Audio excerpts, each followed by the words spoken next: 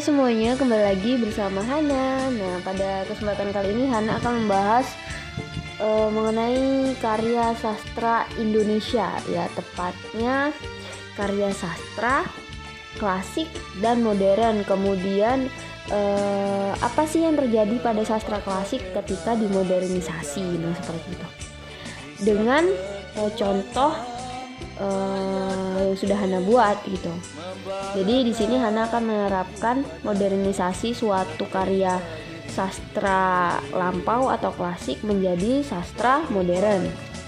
Nah, perlu diketahui bahwa sastra berdasarkan tempo atau waktunya itu umumnya dibagi menjadi dua, yaitu sastra klasik dan sastra modern. Sastra klasik ini sendiri berdiri karena adanya suatu budaya atau adat istiadat ya teman-teman, seperti adanya cerita antara satu orang ke orang lain kemudian dikembangkan menjadi suatu karya baru. Nah seperti itu sastra klasik, artinya dia tidak memerlukan referensi atau pendukung di dalamnya. Dia hanya didorong melalui unsur-unsur eksternal seperti bagaimana orang yang mendengar kemudian menyampaikan kembali. Nah seperti itu ya. Maksudnya di sini tidak ada referensi. Maksudnya referensi di sini ialah referensi yang merupakan suatu karya sastra pula. Nah seperti itu. Sedangkan untuk karya sastra modern ini di dalamnya mengandung dorongan dari referensi tertulis. Bisa saja seperti puisi. Suatu puisi berdiri karena adanya suatu syair. Nah kita ketahui bahwa syair sendiri ini merupakan karya sastra lampau atau klasik. Nah seperti itu kan teman-teman. Nah jadi di sini Hana akan melakukan modernisasi terhadap karya lampau atau karya klasik, yaitu Hana menggunakan Gurindam 12 pada pasal keempat dan nantinya akan Hana ubah menjadi sebuah karangan puisi. Nah untuk teman-teman semua tetap stay dan selamat mendengarkan. Perahu Kayu Jati, karya Hana Kartikasari. Lihatlah titik kecil itu. Di tengah samudra berlayar terombang-ambing tanpa arah.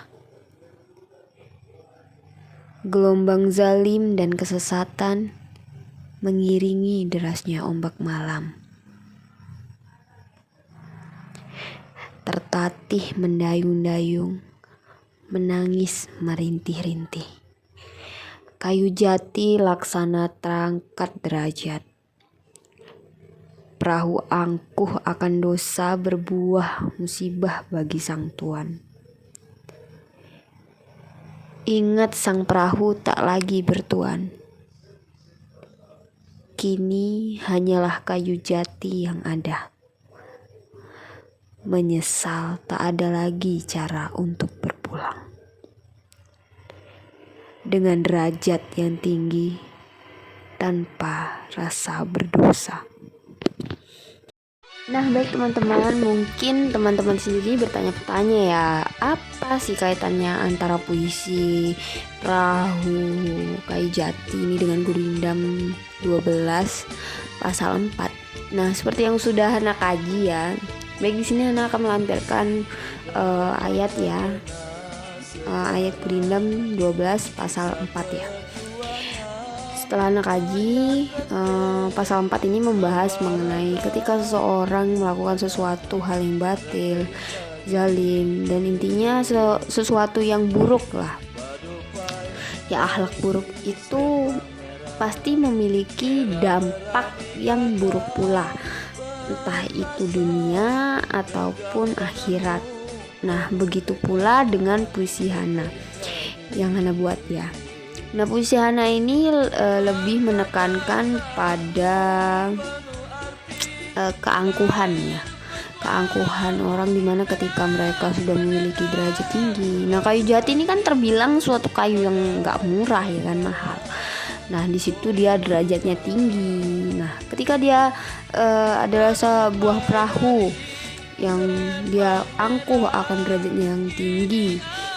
Nah, tentunya jika dilihat dengan ukuran yang kecil dan menaungi samudra terhempas oleh ombak ya, ombak nih ya bisa dibilang perilaku batilnya gitu, perilaku yang memang tercela. Nah, seperti itu akhirnya berdampak pada si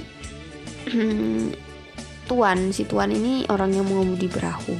Ketika perahu tuan ini tidak ada, artinya suatu raga tidak ada, maka apa yang sudah diperbuat di masa hidup itu akan memberikan penyesalan pada jiwa di hari kelak. Nah, seperti itu.